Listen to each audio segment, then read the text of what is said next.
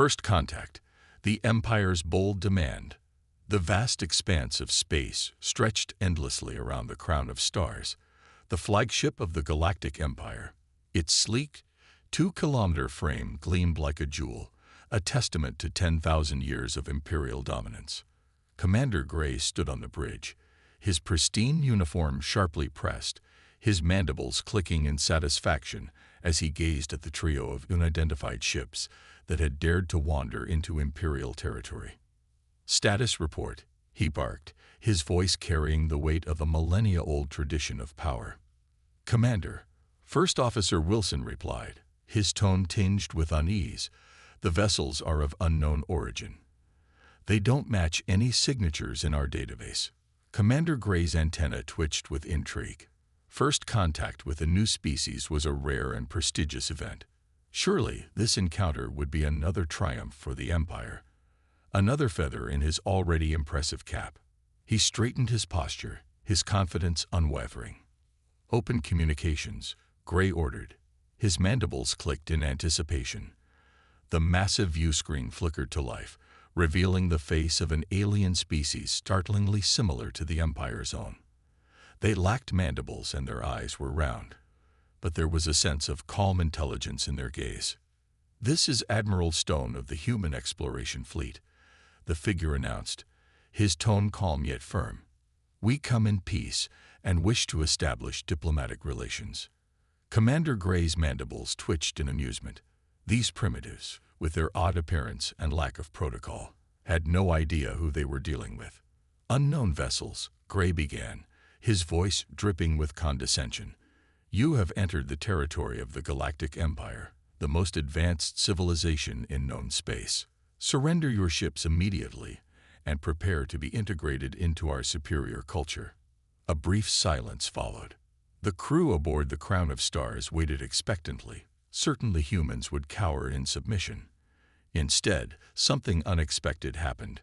It started as a small chuckle from Admiral Stone. The sound grew, a hearty laugh that echoed across the communication channel. Soon, it was joined by more laughter, resonating from the human crew. Gray's antennae bristled. "You dare mock the mighty Galactic Empire?" he demanded, his voice sharp with indignation. "We have ruled the stars for 10 millennia. Our technology is beyond your comprehension." Admiral Stone wiped a tear from his eye, his laughter subsiding to a warm grin. "Oh, I'm sorry," he said, still catching his breath. "But did you just ask us to surrender? That's priceless." Before Gray could retort, another human voice cut in from one of the other vessels. 10,000 years, said a woman, her voice filled with amusement. "Admiral, should I tell them about our mining colony in the Andromeda galaxy, or is that too much?" Gray's mandibles ground together in frustration. "Enough of this insolence. Prepare to witness the power of the Galactic Empire." He gestured dramatically to his crew. "Fire a warning shot." The Crown of Stars charged its main particle beam weapon. A green glow filled the bridge as energy surged toward the smallest of the human ships. The beam, capable of crippling most vessels, struck with force and dissipated like water against an invisible wall. Admiral Stone raised an eyebrow.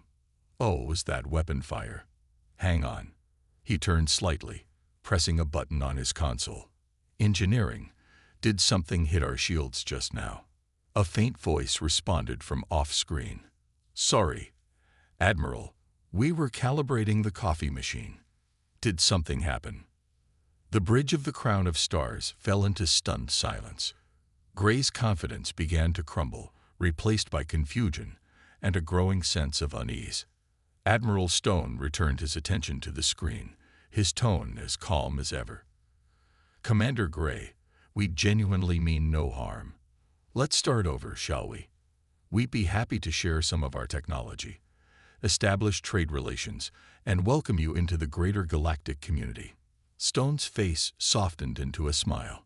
"And of course, there's the matter of our chocolate chip cookies. They're world famous. Well, galaxy famous, really." Gray's antennae drooped as he struggled to form a coherent response. For the first time in his decorated career, He found himself utterly outmatched, not by weapons or force, but by laughter, kindness, and a baffling offer of baked goods. I will need to consult with Imperial High Command, he stammered, his voice barely above a whisper. Take your time, Stone replied warmly. We'll be here. And seriously, consider the cookies. They're worth it. As the communication channel closed, the last thing Gray and his crew heard was another round of hearty laughter from the human ships. For the first time in his life, Commander Gray felt very, very small in the vastness of the universe. The Empire's show of force, humanity's unexpected response. The crown of stars hung in space like a gleaming monument to imperial pride, but inside its bridge, tension simmered. Commander Gray paced furiously, his polished boots clacking against the floor. The human vessels loomed in the viewport, impossibly calm, their reflective hulls betraying none of the anxiety that Gray's own crew radiated. High Command is responding, First Officer Wilson announced, breaking the silence.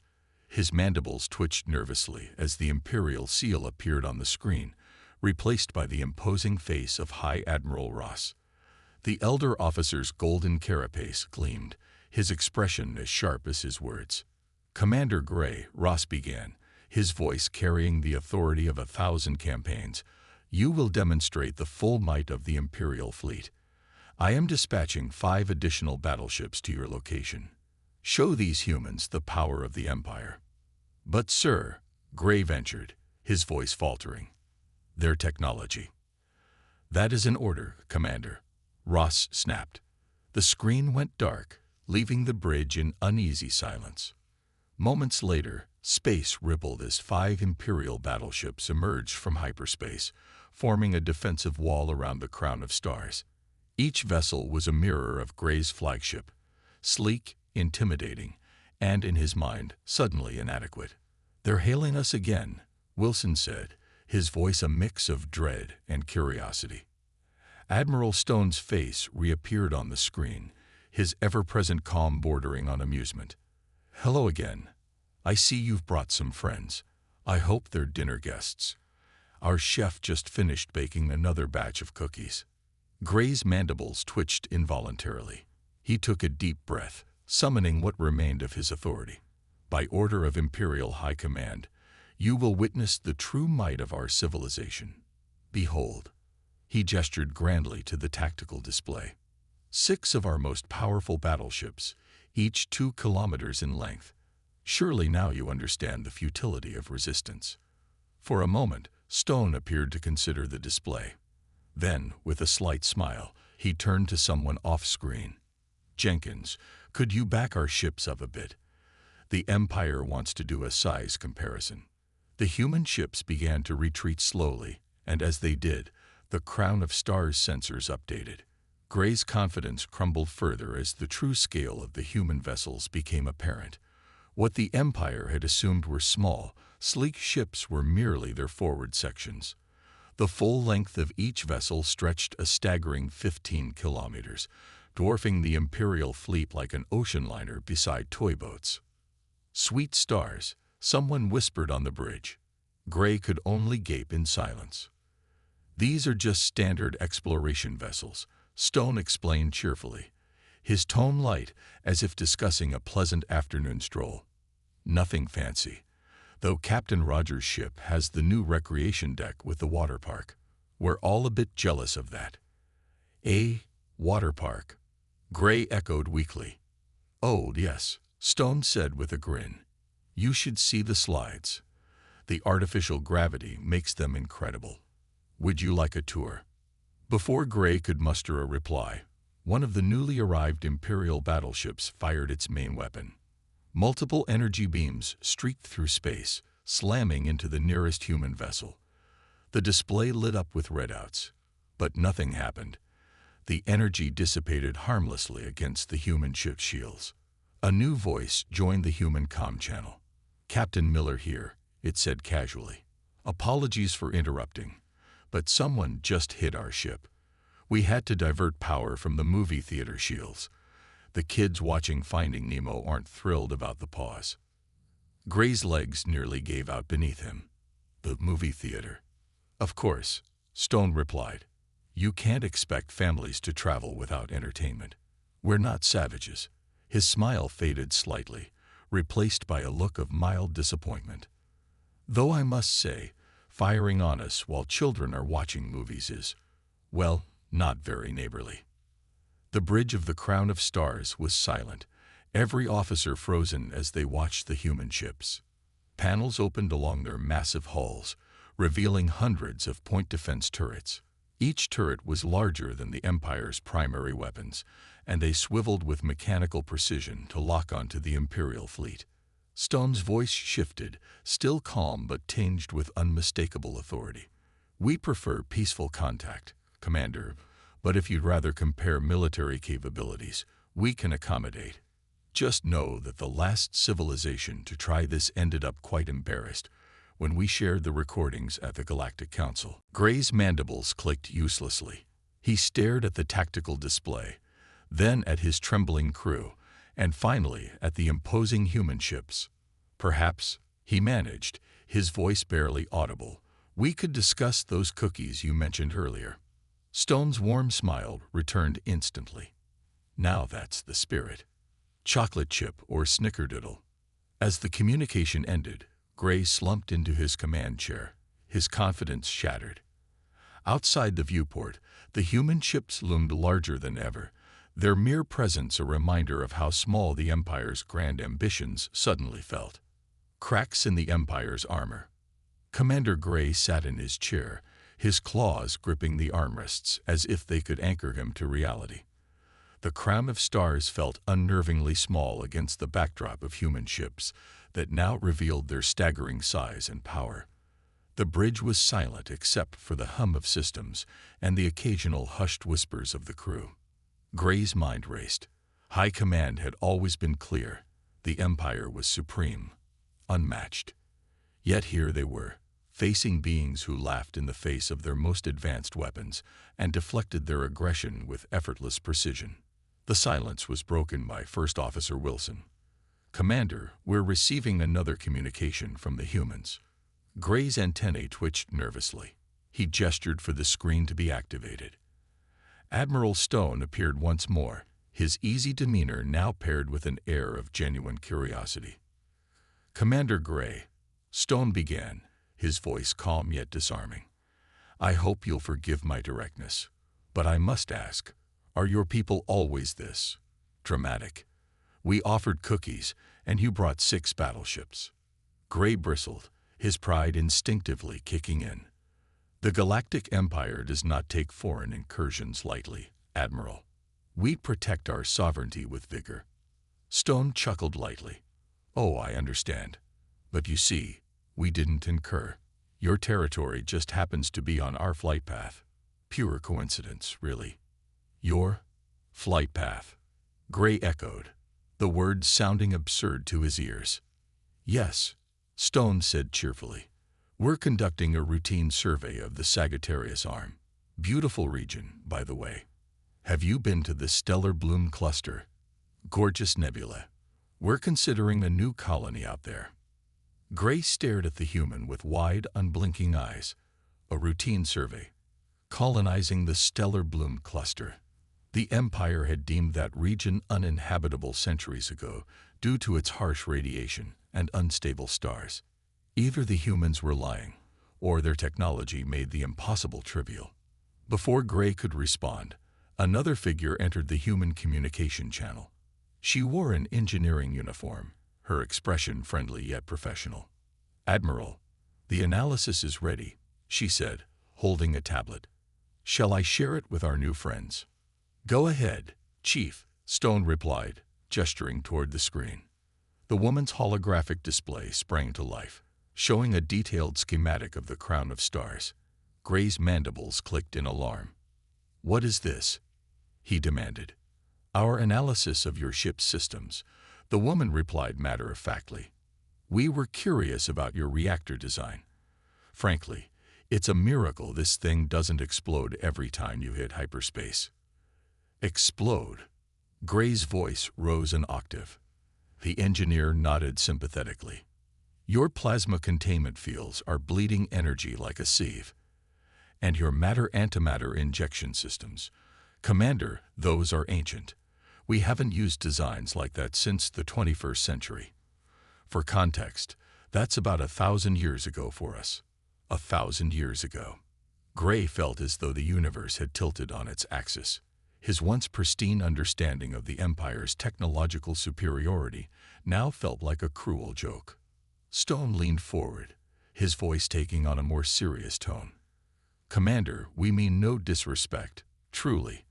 But your reactors are operating at dangerously low efficiency. A single miscalculation could turn your flagship into a very expensive firework. We have no need for your pity, Gray shot back, though his voice lacked conviction. Pity? Stone raised an eyebrow. Hardly. We're offering assistance. Our engineers can help you upgrade your systems. Consider it a safety concern for everyone. Gray stared at the holographic schematic, the flaws in his ship's design laid bare for all to see. His pride warred with his growing sense of helplessness.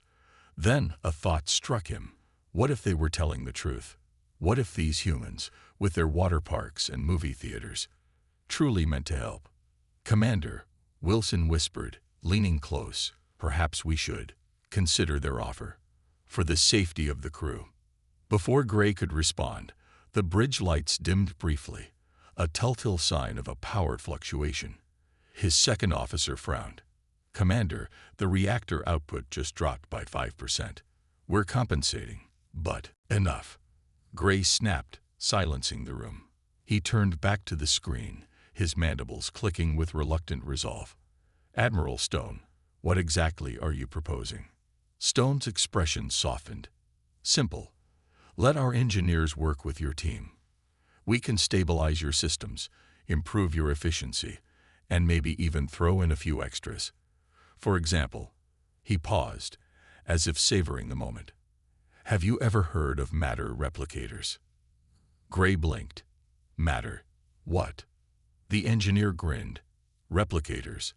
They can create nearly anything from base materials, food, tools, spare parts, cookies. Gray's antennae drooped. There it was again. Cookies. How had this ridiculous, baked good become the symbol of a civilization so advanced it could casually offer technology the Empire had only dreamed of? Stone leaned back, his tone lighter now. We'll let you think it over, Commander. Take your time. No rush. He smiled warmly. And while you're at it, I'd recommend trying the coffee. Trust me, it helps with difficult decisions. The screen went dark, leaving Gray and his crew to sit in stunned silence. For the first time in his career, Gray felt truly out of his depth. The Galactic Empire, the mighty ruler of the stars, was being humbled, not with force, but with kindness, humor, and a baffling abundance of cookies. The Empire meets human ingenuity. The bridge of the crown of stars hummed softly, its crew subdued. Commander Gray sat rigid in his command chair, his thoughts swirling like the storm belts of a gas giant. Around him, his officers moved with nervous energy, stealing glances at the human ships looming outside the viewport. Each vessel was an immense shadow of advanced engineering, a tangible reminder of how small the Galactic Empire suddenly felt. Commander, First Officer Wilson spoke cautiously. The humans have sent a formal proposal. They're offering a technology exchange. And they've sent a shipment of cookies. Gray's mandibles clicked in frustration. Cookies. Again with the cookies. What was it with these humans and their baked goods? Yet behind the absurdity there was a nagging thought. The humans' demeanor wasn't one of arrogance, but of genuine goodwill. Put their proposal on the main screen, Gray ordered, his voice sharper than intended. Wilson complied, and the bridge lights dimmed as a holographic display filled the room. The proposal was staggering. It outlined upgrades to the Crown of Stars reactor systems, propulsion, and even basic life support. Concepts like quantum fold containment and zero-point energy tapping filled the schematics, technologies that sounded as alien as they were revolutionary. Gray stared at the projections, each one highlighting just how obsolete his ship truly was. "Commander," said a voice from behind him. Chief Engineer Vrix stepped forward, his mandibles trembling slightly. "If these designs are accurate, they would increase our reactor efficiency by 400%. Our shields could sustain 5 times the energy load. And the engines could reach speeds we've only theorized." Gray's antennae twitched. "And what's the catch, Chief? No species offers this kind of assistance without strings attached." Vrix hesitated. "They've requested nothing in return, sir. It's unprecedented." Unprecedented indeed. The Galactic Empire was not used to being on the receiving end of charity. Gray's instincts told him to reject the offer outright, but another part of him, a part growing louder with each interaction, urged him to reconsider. "Commander," Wilson interjected, his voice hesitant, "we've received a personal communication from Admiral Stone. He's requested a meeting aboard their ship." Gray's mandibles clicked involuntarily. A meeting? On their ship? To walk into the heart of this alien colossus and see firsthand what made these humans so audaciously confident. "Prepare the shuttle," Gray said after a long pause. His crew stiffened, surprised. "I'll meet with this Admiral Stone." The human vessel, the Endeavor, was nothing like Gray had expected. It wasn't cold or utilitarian like Imperial ships. Instead, it exuded an almost unsettling warmth. As Gray stepped into its gleaming corridors, he was greeted by soft lighting, clean lines, and a sense of organized chaos. Crew members walked briskly, but greeted each other with casual waves. There were even plants, real, living plants lining the hallways. It was almost surreal. Admiral Stone met Gray in a spacious lounge, his ever-present smile lighting up the room. Behind him, floor-to-ceiling windows revealed the vastness of space, framed by the bustling activity of human engineering drones working on the crown of stars. "Commander Gray," Stone said, extending a hand. "Welcome aboard the Endeavor. I hope the journey over was smooth." Gray eyed the outstretched hand, unsure of the human custom. After a moment, he reached out and clasped it awkwardly. The human grip was firm but not aggressive, a strange mix of respect and camaraderie. "I'll admit, Admiral," Gray began, "I wasn't expecting this." Stone chuckled. "The plants. They're calming, aren't they? We find that a touch of green does wonders for morale on long voyages." Gray glanced around the room. In one corner, a group of human officers appeared to be debating something over mugs of what Gray assumed was coffee. There were no visible weapons, no signs of the rigid hierarchy that defined Imperial command. "This is your flagship?" Gray asked, unable to hide his skepticism. "It is," Stone replied, gesturing for Gray to sit. "Though, to be fair, it's more of a mobile community than a traditional battleship. We believe in making our crews as comfortable as possible. Happy people work better." The absurdity of the statement left Gray momentarily speechless. Happy people? Was that why these humans seemed so relaxed? A steward approached, setting down a tray of steaming mugs and a plate of cookies. Gray eyed them suspiciously. "Coffee," Stone explained, pouring a cup for Gray. "And these are chocolate chip cookies. Trust me, they'll change your life." Gray hesitated, then took a sip of the dark liquid. The warmth spread through him, and to his surprise, it was pleasant. Tentatively, he reached for a cookie, his mandibles clicking nervously as he bit into it. The sweetness was overwhelming, but not unpleasant. "I see why you're so insistent about these," Gray admitted, setting the mug down. "But coffee and cookies aside, Admiral, why are you helping us?" Stone's expression softened. "Because we've been where you are. A long time ago, humanity was arrogant, isolated, convinced of its superiority. Then we met others, species more advanced, more open-minded. They helped us grow, and now we're paying it forward." Gray frowned. "So we're just charity?" "Not at all," Stone replied. your potential. A civilization with 10,000 years of history. That's worth preserving. And honestly, he smiled, we could learn a thing or two from your traditions. The words hung in the air, resonating with a truth Gray couldn't deny. For centuries, the Empire had defined itself by its dominance. But here was a species offering a new path, one of mutual respect and collaboration. Gray leaned back, his mandibles clicking thoughtfully. Perhaps there's wisdom in what you say. Stone grinned, lifting his coffee mug in a toast. To new beginnings, then. Gray hesitated for only a moment before raising his own mug. To new beginnings. As the mugs clinked together, Gray realized something profound. For the first time in his career, he felt hopeful, not for the Empire's strength, but for its potential to grow in ways he had never imagined. Diplomatic breakthrough. The shuttle carrying Commander Gray back to the Crown of Stars hummed softly as it crossed the void. Gray sat quietly, his thoughts swirling with the implications of the human offer. The cookie he tried earlier still lingered faintly on his palate, a symbol of the surreal turn his life had taken. Behind him, Chief Engineer Vrix and First Officer Wilson whispered furiously, poring over the schematics the humans had shared.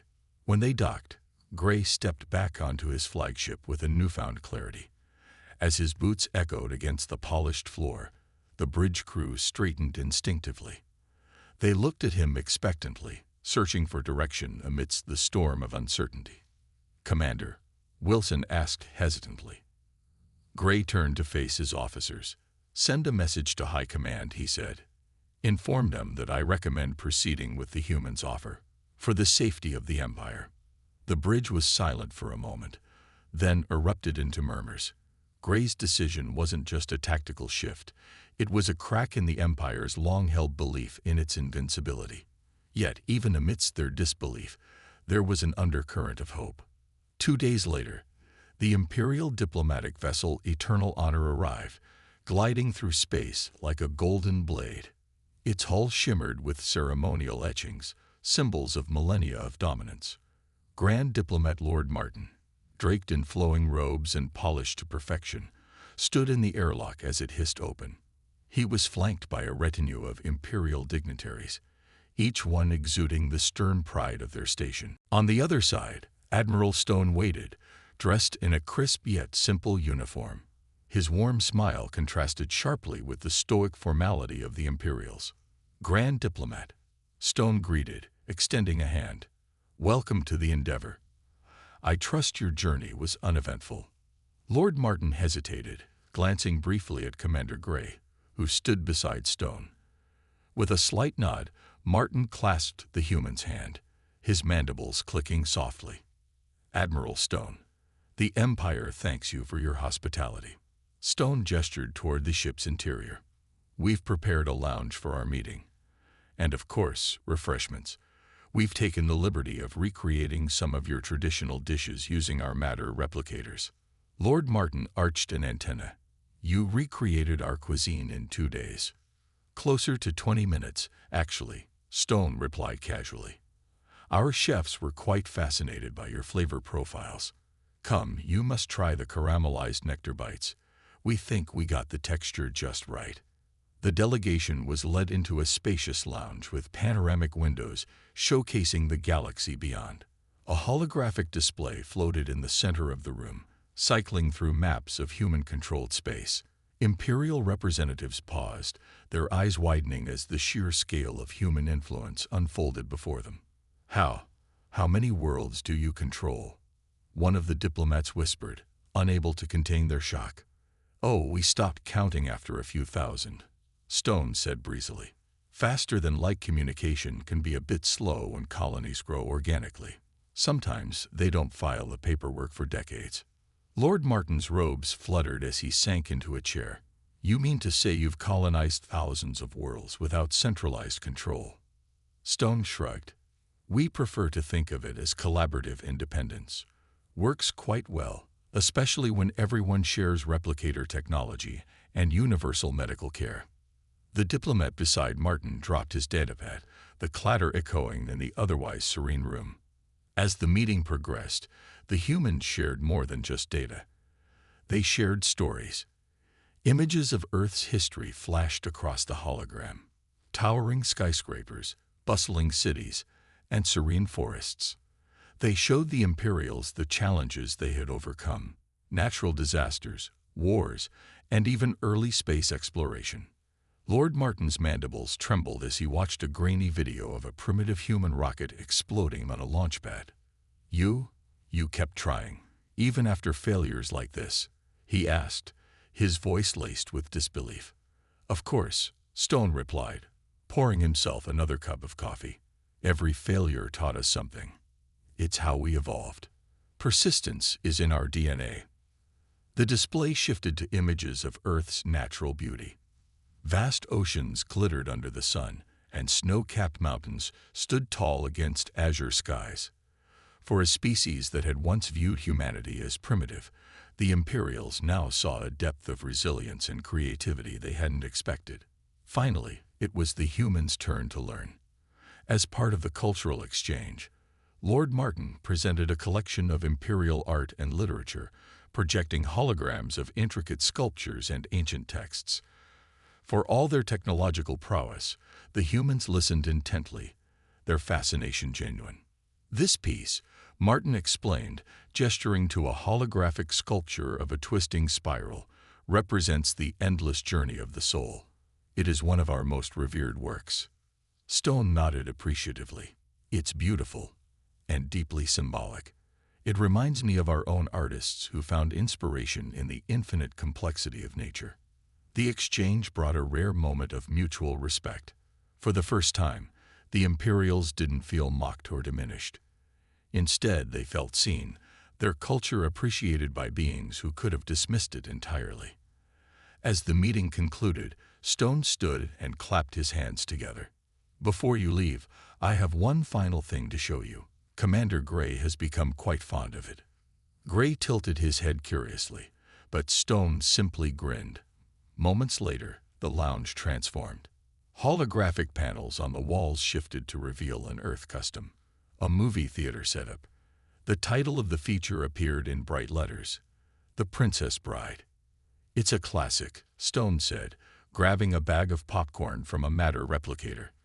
"A little humor, a little action, and a lot of heart. I think you'll enjoy it." Lord Martin glanced at Gray, who gave an uncharacteristic nod. "It's worth watching," the commander said, somewhat reluctantly.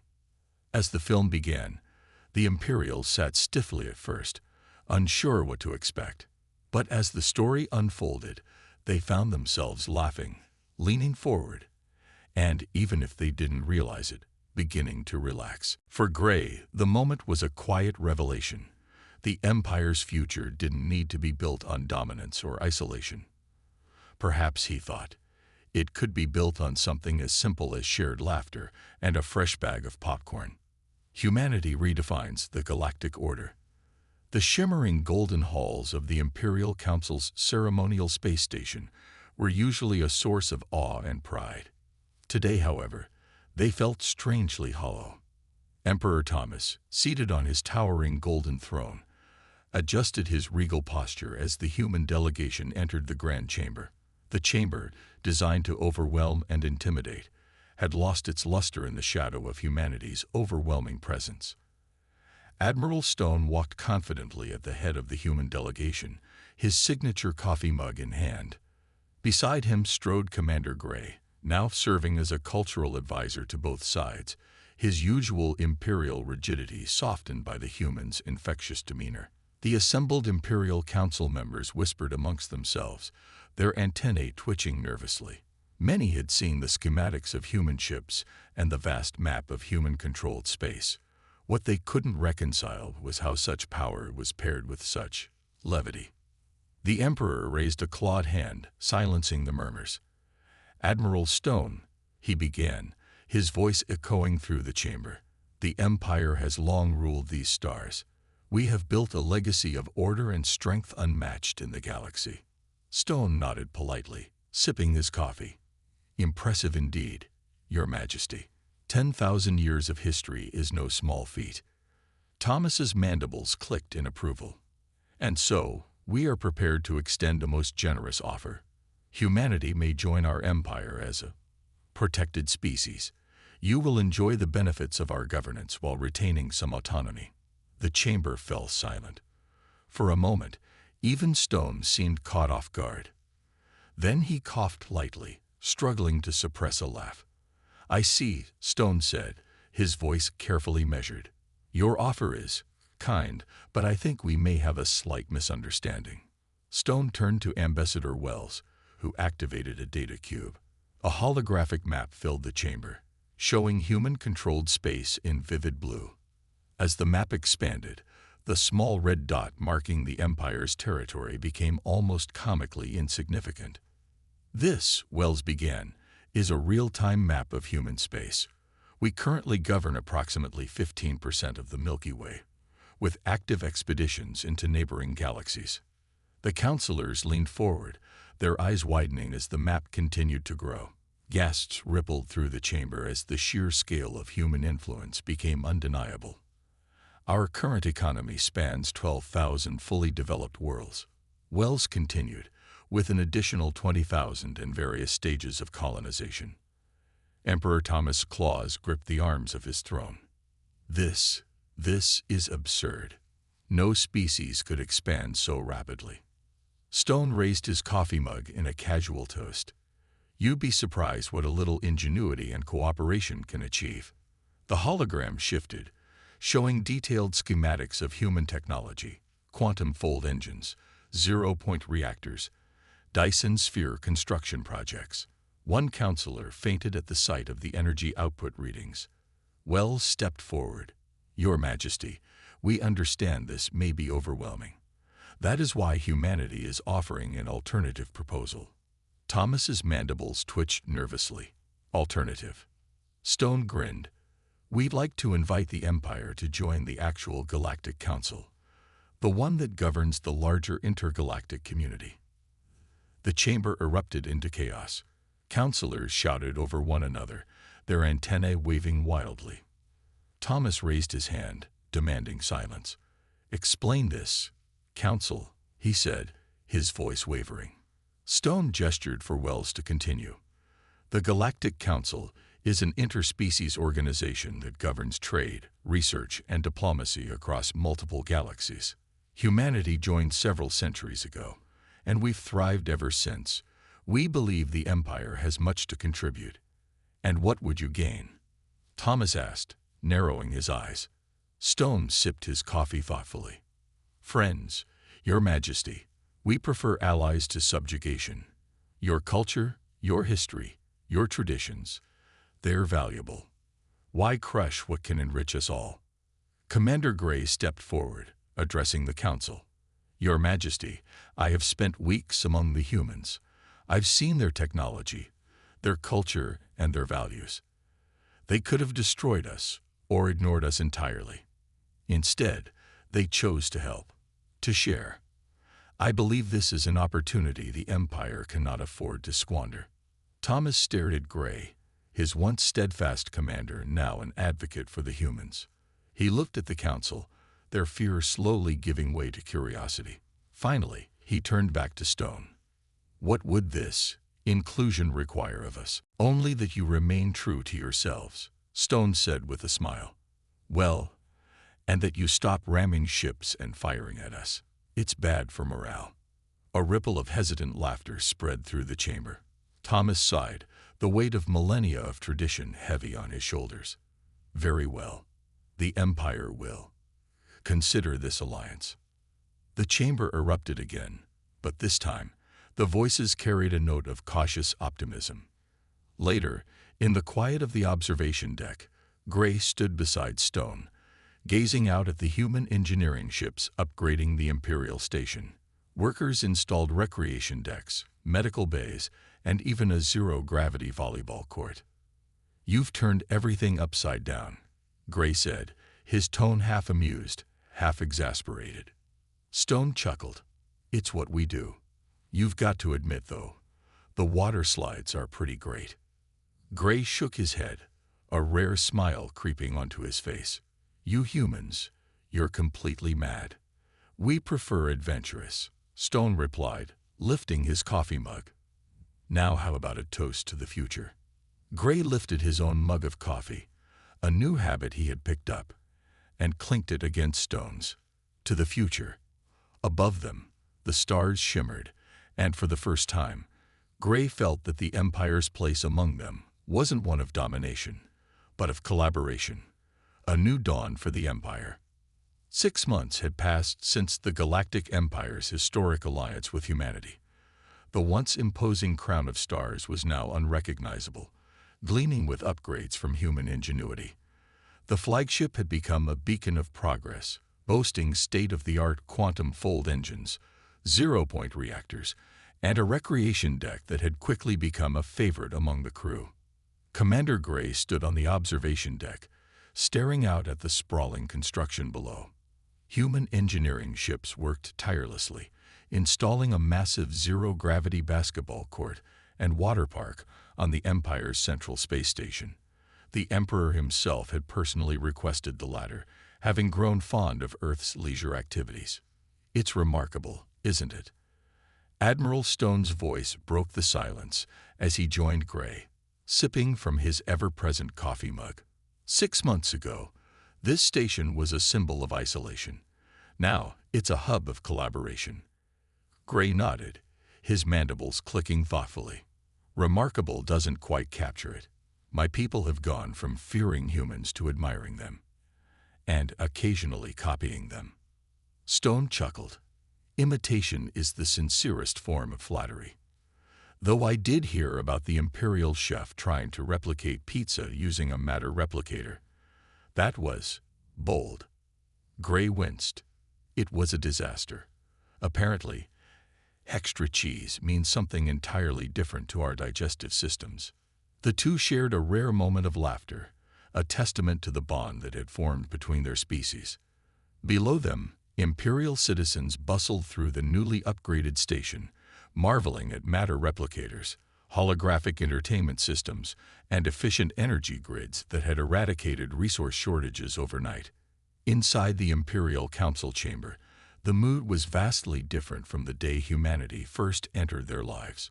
Grand Diplomat Lord Martin sat at the head of a round table, flanked by Imperial counselors and human representatives.